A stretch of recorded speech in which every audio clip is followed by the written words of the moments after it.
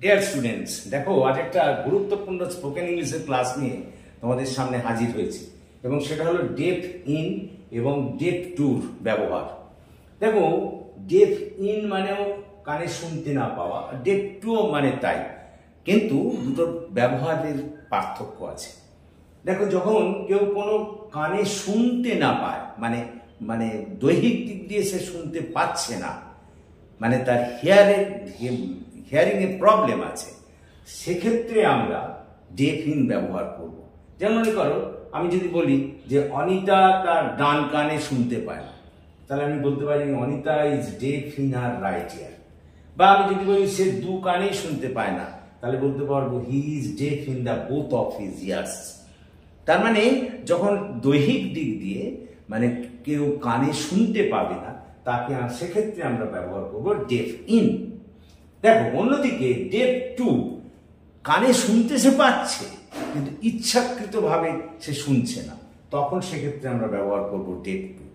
বা কোনো বিষয়ে সে মনোযোগ দিতে চাইছে না, তখনও আমরা বলবো ডেফ টু। দেখো, সে কানে শুনতে পাচ্ছে কিন্তু কোনো কিছু সে শুনতে ইচ্ছে করছে না তার, বা শুনতে চাইছে না, ইচ্ছাকৃতভাবে নেগলেক্ট করছে, অথবা সাড়া দিতে চাইছে না, সেই বিষয়ে তার একটা মনোযোগের অভাব আছে, বা তার বলতে পারো যে সে বিষয়ে একটা সচেতনতার অভাব আছে, সেক্ষেত্রে আমরা ডেফ টু ব্যবহার করব।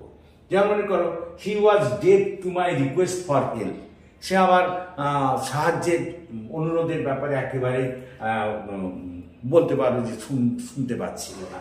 রিনা is deaf to the lecture of the teacher in the class, Rina ক্লাসে শিক্ষকের কথা শুনতেই পাচ্ছিল না, মানে কি সে শুনতে চাইছিল না, সেই জন্য deaf two.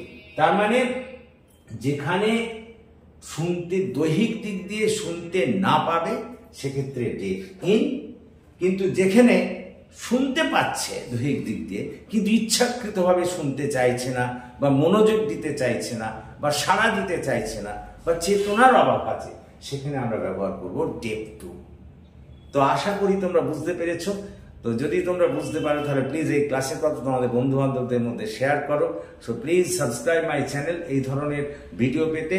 So thank you for watching and listening.